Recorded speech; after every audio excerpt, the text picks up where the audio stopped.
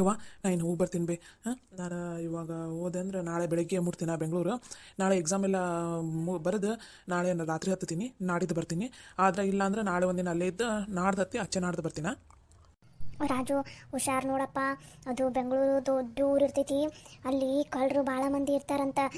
ನೀನು ರೊಕ್ಕ ಪಕ್ಕ ಇಟ್ಕೊಂಡಿರ್ತೀಯಲ್ಲ, ಹುಷಾರಾಗಿ ಇಟ್ಕೊಂಡಿರೋ ಏನ ಅಂದಂಗೆ. ನಿಂದು ಚೀಲ ಆಯ್ತಲ್ಲ, ಅದನ್ನು ಚಂದನತಂಗೆ ಗಟ್ಟಿ ಹಿಡ್ಕೊ. ಮತ್ತು ಯಾರು ಒಯ್ದಿದ್ದಾರ ಏನ. ಯವ್ವ, ನೀ ಏನು ತಲೆ ಕೆಡ್ಸ್ಕೊಬೇಡ್ಬೇ, ನಾವು ಆರಾಮಾಗಿರ್ತೀನಿ.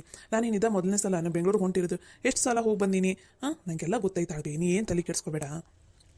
ಹಂಗಲ್ಲಪ್ಪ, ನೀನೇನೋ ಅಂತಿದ್ದಿ ತಲೆ ಕೆಡ್ಸ್ಕೊಬೇಡ ಅಂತಂದು. ನೀನು ಹೋಗಿ ಆ ಊರು ಮುಟ್ಟಿದ ಮೇಲೆ ಒಂದು ಫೋನ್ ಹಚ್ಚಿದ ಮೇಲೆ ನನಗೆ ಸಮಾಧಾನ ಆಗ್ತೈತಿ. ಆಮೇಲೆ ಅದೇನು ಪರೀಕ್ಷೆ ಬರೆಯಕ್ಕೆ ಹೊಂಟಿಯಲ್ಲ, ಅದೆಲ್ಲ ಬರೆದು ವಾಪಸ್ ಮನೆಗೆ ಬರೋವರೆಗೂ ನನ್ನ ಜೀವದಾಗ ಜೀವಿರಲ್ಲ, ಗೊತ್ತನ ನಿನಗೇನು ಗೊತ್ತಪ್ಪ ತಾಯಿ ಸಂಕಟ. ನೀನು ಹುಷಾರು ನೋಡಪ್ಪ ರಾಜು. ನಾ ಈಗ ಹೇಳಾಕುಂತೀನಿ, ಅಲ್ಲಿ ಭಾಳ ಕಳ್ರವ್ರು ಇರ್ತಾರೆ. ಕಳ್ತನ ಎಲ್ಲ ಭಾಳ ಆಗ್ತಿರ್ತಾವೆ ಬೆಂಗಳೂರಿನಾಗ. ಅದಕ್ಕೆ ನೀ ಆದಷ್ಟು ಹುಷಾರಾಗಿರೋ. ಹೊಸೊಬ್ರ ಜೊತೆ ಯಾರ ಜೊತೆನೂ ಬೆರೆಯಕ್ಕೆ ಹೋಗ್ಬೇಡ. ಯಾರು ಹೊಸ ನಿಂಗೆ ಪರಿಚಯ ಇಲ್ಲದ್ರೆ ಯಾರು ಮಾತಾಡ್ಸಿದ್ರೆ ಒಂದು ಸ್ವಲ್ಪ ಹುಷಾರು ನೋಡಪ್ಪ.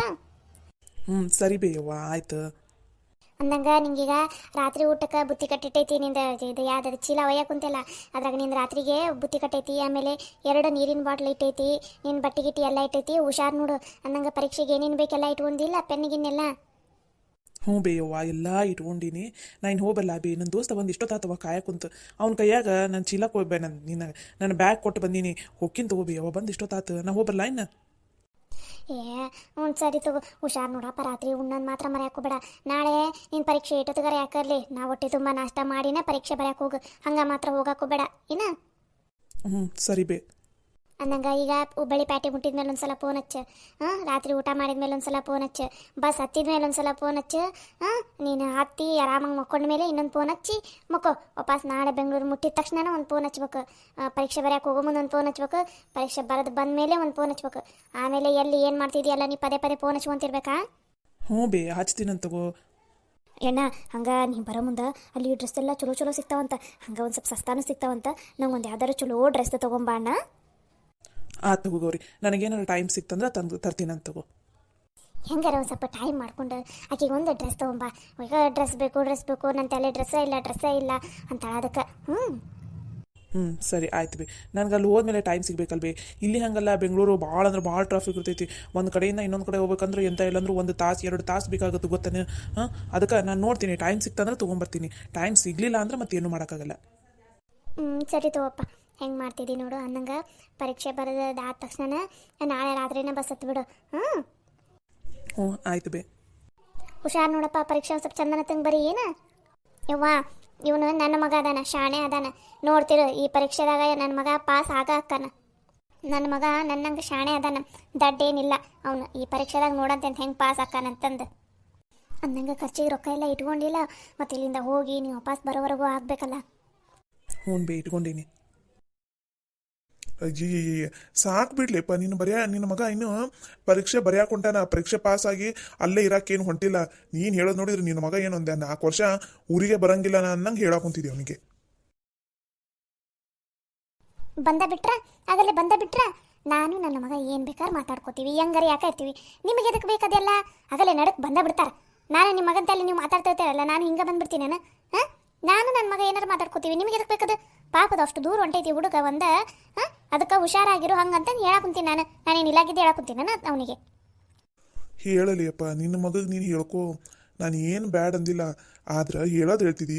ಒಂದ್ಸಲ ಹೇಳಿ ಸಾಕು ಬಿಟ್ಬಿಡು. ಆಗಲಿಂದ 1 ತಾಸು ಆತು ನೀನು ಇಲ್ಲಿ ನಿಂತ್ಕೊಂಡು ನಿನ್ನ ಮಗಗೆ ಬೋಧನೆ ಮಾಡಾಕುಂತು. ಸಾಕು ಅಂತ ಹೇಳಾಕುಂತೀನಿ. ನನ್ನ ಮಗಗೆ ನಾನು 1 ತಾಸರ ಬೋಧನೆ ಮಾಡ್ತೀನಿ, 2 ತಾಸರ ಬೋಧನೆ ಮಾಡ್ತೀನಿ. ಅದೆಲ್ಲ ನಿಮಗೆ ಎದಕ್ಕೆ ಬೇಕು? ಏನಾರು ನನ್ನ ಮಗಗೆ ನಾನು ತಿಳಿಸಿ ಚಲೋದೇನಾರು ಹೇಳಾಕುಂತೆ ಅಂದ್ರೆ ಆಗಲೇ ಬಂದ ಬಿಡ್ತಾರೆ ನಡಕ್ಕೆ, ನಂದೆಲ್ಲ ಇಡ್ಲಿ ಅಂತಂದು. ನೀವು ಸುಮ್ಮನಿರಿ, ನಾ ಮಾತಾಡಕುಂತಿಲ್ಲ ಅವನ ಜೊತೆ. ಆಯ್ತಪ್ಪ ಮಾರಾಯ, ಮಾತಾಡ್ಕೊ ಹೋಗು. ಯಾರು ಬ್ಯಾಡ ಅಂತಾರೆ ನಿನಗೆ? ಹಂಗಂದು ಗಪ್ಪಿರಿ. ಯವ್ವ, ನನ್ನ ಸಲುವಾಗಿ ನೀವಿಬ್ರು ಎದಕ್ಕೆ ಜಗಳ ಆಡ್ತೀರಿ? ಸುಮ್ಮನಿರ್ರಿ ಬೇ. ನಿಮ್ಮ ಪಂಗ ನೀನೇನು ತಲೆ ಕೆಡ್ಸ್ಕೊಳಕ್ ಹೋಗ್ಬೇಡ. ಹುಷಾರು ನೋಡಪ್ಪ. ನಾ ಹೇಳಿದ್ದೆಲ್ಲ ನೆನಪೈತಿಲ್ಲ ನಿನಗೆ? ಹ್ಞೂ ಬೇವ್ವ, ನೀನು ಹೇಳಿದ್ದು ಎಲ್ಲಾನು ನೆನಪೈತಿ ನನಗೆ. ಏನ್ರಿ ಲಕ್ಷ್ಮಕ್ಕರ, ಎಲ್ಲರೂ ಹೊರಗಡೆ ನಿಂತು ಬಿಟ್ಟಿರಲ್ಲ, ಯಾರು ಊರಿಗೆ ಹೊಂಟಾರನ? ಬರ್ರಿ ಗೌರವಕ್ಕರ, ನನ್ನ ಮಗ ಪರೀಕ್ಷೆ ಬರ್ಯಾಕಂತಂದು ಬೆಂಗಳೂರಿಗೆ ಹೊಂಟಾನ್ರಿ. ಬೆಂಗಳೂರಿಗೆ ಅದಕ್ಕೆ ಎಲ್ಲರೂ ಅವನಿಗೆ ಕಳ್ಸಾಕಂತ ಇಲ್ಲೇ ನಿಂತೀವಿ ನೋಡ್ರಿ. ಅದೇನೋ ಪ್ಯಾಟಿಗೆ ಹೋಗಿ ಪ್ಯಾಟಿಯಿಂದ ಬಸ್ ಹತ್ಕೊಂಡು ರಾತ್ರಿ ಬಸ್ ಹತ್ತಿದ್ರೆ ಬೆಳಗ್ಗೆ ಇಳಿತಾರಂತ್ರಿ ಅಲ್ಲಿ. ಅದಕ್ಕೆ ನನ್ನ ಮಗಗೆ ಕಳ್ಸಾಕಂತಂದು ಇಲ್ಲೇ ನಿಂತೀವಿ ನೋಡ್ರಿ. ಓ ಹೌದನ್ರಿ, ಅದು ಸರಿ ತಗೋರಿ. ಲಲಿತವ ಅಂದಂಗೆ ನನ್ನ ಮಗದ ಬ್ಲೌಸ್ ನಮಗೂ ಎಲ್ಲ ಹೊಲ್ದಿ ಯಾವ ಬಟ್ಟೆ ಎಲ್ಲ? ಹ್ಞೂ ರೀ ಅಕ್ಕಾರ, ಹೊಲ್ದೀನಿ ಬರ್ರಿ. ಸರಿ ನಡಿಯವ, ಒಂದು ಸ್ವಲ್ಪ ಲಘುನ ಕೊಡು, ಮನೆಯ ಕೆಲಸ ಭಾಳ ಅದಾವು. ಬರ್ರಿ ಅಕ್ಕಾರ, ಕೊಡ್ತೀನಿ. ರಾಜು ಅವ್ರ ಹುಷಾರು ನೋಡ್ರಿ. ಹಾಂ ಸರಿ ಅತ್ತಿಯಮ್ಮ. ರಾಜು, ನಾ ಹೇಳಿದ್ದೆಲ್ಲ ನೆನಪೈತಿಲ್ಲಪ್ಪ, ಯಾವುದು ಯಾವ ಕಾರಣಕ್ಕೂ ಮರೆಯಕ್ಕೆ ಹೋಗ್ಬೇಡ ನೀನು. ಸರಿ ಬೇ ಯವ್ವ, ನಾನು ಯಾವುದೂ ಮರೆಯಂಗಿಲ್ಲ ತಗೋ. ಹಾಂ ಯವ್ವ, ನಾ ಇನ್ನು ಹೋಗಿ ಬರ್ತೀನಿ ಬೇ. ಯಪ್ಪ ಹೋಗಿ ಬರ್ತೀನಿ. ಯಮ್ಮ ಗೌರಿ, ನಾ ಇನ್ನು ಹೋಗಿ ಬರ್ತೀನಾ? ಸರಿ ತಗೋಪ್ಪ, ನಡಿ. ಅಲ್ಲಿನ ದೋಸ್ತ ನಿಂತಾನಲ್ಲ, ಅಲ್ಲಿ ತನಕ ಬರ್ತೀವಿ ನಡಿ, ನಾವು ಕಳ್ಸಕ್ಕೆ. ಸರಿ ಬೇ. ಮಗನ್ನ ಯುದ್ಧಕ್ಕೆ ರೆಡಿ ಮಾಡಿ ಕಳಿಸ್ದಂಗೆ ಆತು ನನ್ನ ಮಗಳು. ಪಾ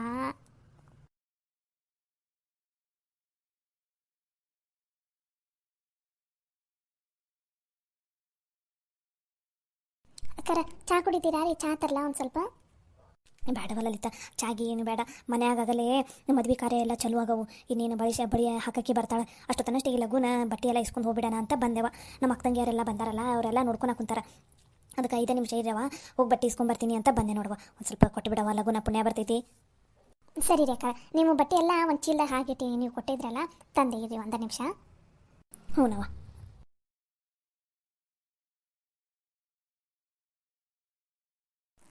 ಅಕ್ಕಾರ, ನಿಮ್ಮ ಬಟ್ಟೆ ಸೀರೆ ಗೀರಿ ಎಲ್ಲನೂ ಇದ್ರಾಗಿಟ್ಟೀನಿ. ಅಂದಂಗೆ ಮನ್ಸನು ಹಾಕಿದೆ ಸಪ್ರೇಟ್ ಕವರ್ನಾಗನೇ ಇತ್ತು. ಹಾಗಾಗಿ ಹಾಕಿದ ಲೆಹಂಗಾ, ಆಮೇಲೆ ಹಾಕಿವು ಬ್ಲೌಸ್ ಒಂದು ಆಡಿದ್ವಲ್ಲ, ಅವೆಲ್ಲ ಹಾಕಿದ್ದೆ ಸಪ್ರೇಟ್ ಕವರ್ನಾಗ ಹಾಕಿಟ್ಟೀನಿ ನೋಡ್ರಿ. ತಗೋರಿ ಅಕ್ಕಾರ. ಹೌದಾವ, ಚಲೋ ಆತು ಬಿಡು, ಹಾಕಿದ್ದು ಎಲ್ಲ ಸಪ್ರೇಟ್ ಇಟ್ಟಿದ್ದಕ್ಕೆ. ಅಂದಂಗೆ ನಮ್ಮ ಎಲ್ಲ ಬ್ಲೌಸ್ ಹೊಲಿಯೋದಾಗವಲ್ಲ, ಯಾವ ಉಳ್ದಿಲ್ಲಲ್ಲ ಬಾಕಿ?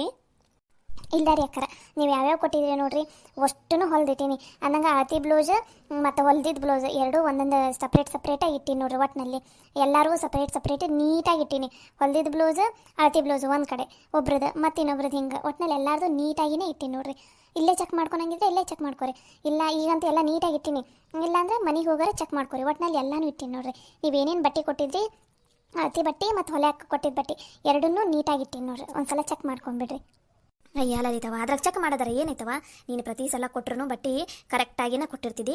ನಂಗೆ ಗೊತ್ತಾತವ. ಅಂದಂಗೆ ನಿನ್ನ ರೊಕ್ಕ ಕೊಡೋದ ಮರ್ತ್ಬಿಟ್ಟೆ ನೋಡು. ನೀನು ಅಂದಂಗೆ ಎಷ್ಟಾಗೈತೆ ಅಂತಂದು ನಿನ್ನೆ ಲೆಕ್ಕ ಎಲ್ಲ ಮಾಡಿ ಮಾನ್ಸಾಗ ಫೋನಿಗೆ ಕಳಿಸಿದ್ದೆಲ್ಲ, ಆಕೆ ಹೇಳಿದ್ಲೆ ನಂಗೆ ರೊಕ್ಕ ಎಷ್ಟಾಗೈತೆ ಅಂತಂದು ಕೊಡ್ತಿದ್ದಾರೆ. 1 ನಿಮಿಷ ಲಲಿತವ. ಇದ್ರಾಗ ನೀನು ಬಟ್ಟೆ ಏನು ಹೊಲದು ಕೊಟ್ಟಿಲ್ಲ, ಅಷ್ಟು ರೊಕ್ಕ ಅದಾವ ನೋಡವ. 1 ರೂಪಾಯಿನೂ ನೀನು ಎಷ್ಟು ಹೇಳಿದಿ ಅಷ್ಟು ತೊಗೊಂಬಂದೈತೆ ನೋಡವ. ಇದ್ರಾಗ ಒಂದು ಸಲ ಬೇಕಾದ್ರೆ ಎಣಿಸ್ಕೊಂಬಿಡವ. ಅಯ್ಯ ಅಕ್ಕಾರ, ಮತ್ತೇನು ಎಣಿಸ್ಕೊಳ್ಳೋದು? ನೀವು ಕರೆಕ್ಟಾಗಿ ಕೊಟ್ಟಿರ್ತೀವಿ ತಗೋರಿ. ಸರಿ, ಮತ್ತೆ ಯಾವಾರ ಹೊಲಿಯೋವಿದ್ರೆ ತಂದು ಕೊಡ್ರಿ ಅಕ್ಕಾರ, ನಾ ಹೊಲಿದು ಕೊಡ್ತೀನಿ.